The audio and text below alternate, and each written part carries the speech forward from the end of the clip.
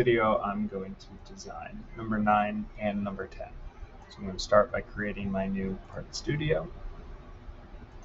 I will rename this one to number 9. And I'm going to start from my fronts. And I could draw out this profile as it looks, or I can make a cube and cut away, which is the way I'm going to go about it, just to show a few different techniques. So I make my rectangle at 6 by 4, and then extrude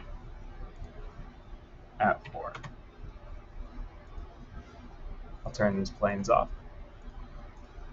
So now I need to cut this rectangular face out. So I'm going to start on my front here, and I'll draw a rectangle.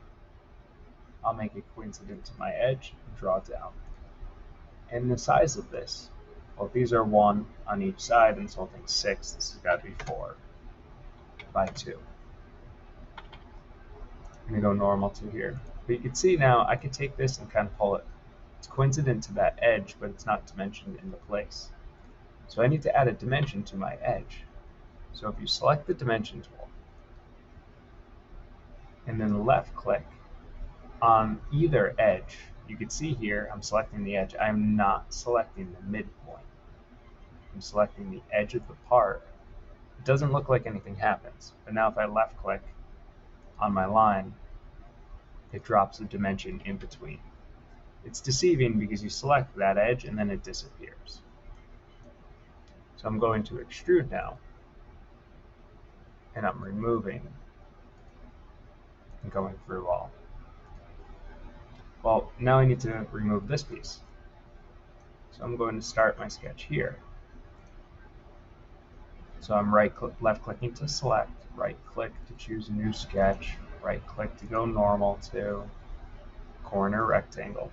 And it's the same idea. It's snapped coincident to my edge and drawn down. And this one is 2 by 2. But I need to now dimension it to the edge. I pressed escape to cancel my tool. Choose dimension.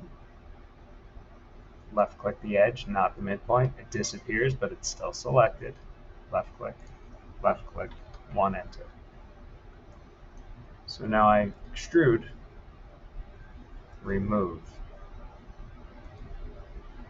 through all. And that completes number 9. So number 10 is a little bit different. So I'll enter my new part studio, rename number 10. This one I need to cut out from the inside. So we're going to do something a little bit different here. I'm going to use a mid-plane to make this happen. So I want to start by making my sketch on the front, going normal to, and this is a 6 by 4 rectangle. Let's say I forgot to dimension it. Again, just as a reminder, smart dimension. 6 enter, 4 enter. So this is centered in my part.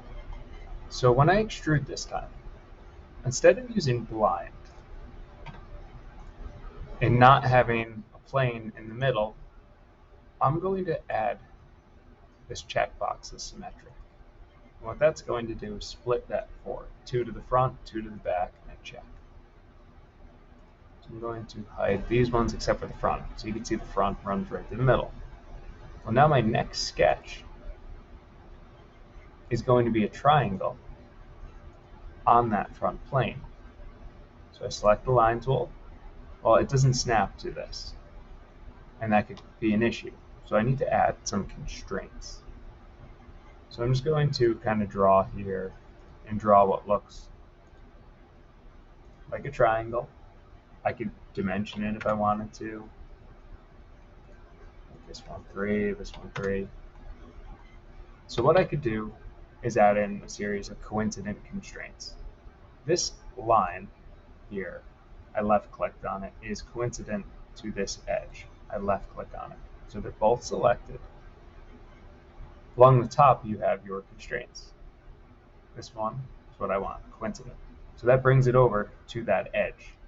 Well, now I need a constraint along the horizontal on the top. I left click on it. And I left click on the horizontal. Press coincident again, and now you'll see it's fully defined. And it's now linked to those edges. So now I extrude. I can't add. That's why it's red. It's giving me an error. Choose remove. Well, it's symmetric. And it's a distance of 2. So that completes number 9 and number